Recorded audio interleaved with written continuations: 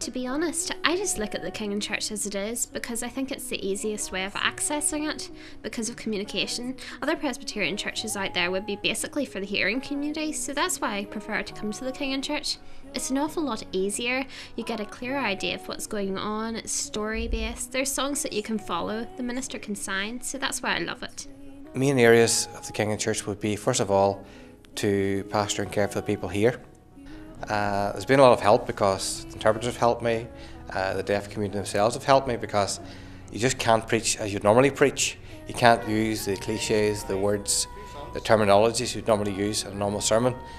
It has to be more basic, and a way that they can understand through PowerPoint, through words that they understand, but you have to learn the culture and the language, so you're not saying something that they will take in a different way than you mean it from the Bible. When I started working with deaf people, it was indeed with children at Jordanstown School, and the children used to come here for Sunday school, and the minibus would have come here each Sunday morning. Glen continues to work with the school and taking assembly and ensuring new children coming into the school are introduced to Kinghan Church at an early stage.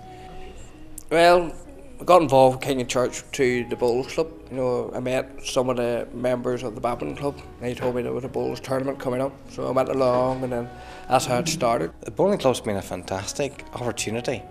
Not only for the bowling club here, but interaction with other bowling clubs, and that's been a major outreach. We've also been involved with action on hearing loss for the ladies group here on a Tuesday morning once a month. We've also been involved with the BDA, British Deaf Association. So we're getting involved with the different deaf groups and organisations, which is very important, because they realise now we're there to work with them as we want them to work with us. So if we're going to reach the deaf community, we need to be working with the organisations that are in the deaf community and get to know them, they get to know us. I would say the Kinghan Church supports deaf people. It would be supportive because I can see that the Kinghan Church is growing, but it's not growing very fast. It is a slow process and it will take time. So I think the church have got a role also to play in education and awareness of Presbyterian church throughout Ireland, and I think that's really where Glen and the staff are now, reaching out, and I think it's about more inclusive church. Well, I can remember there was a local support committee recently, and they were talking about how they would like to raise awareness. They were talking about maybe getting local ministers in to talk about, find out about what happens within the churches, how they can make contact with deaf people, and about building those links. And maybe that would help the ministers become more deaf aware. And that would be more helpful in the future. But also, Glen has started visiting some hearing churches and doing some preaching out there. So hopefully, they will get to become more aware of us that way as well. There are a lot of facilities out there to use. There's electronic note-taking, which is a great facility to work with the hard of hearing.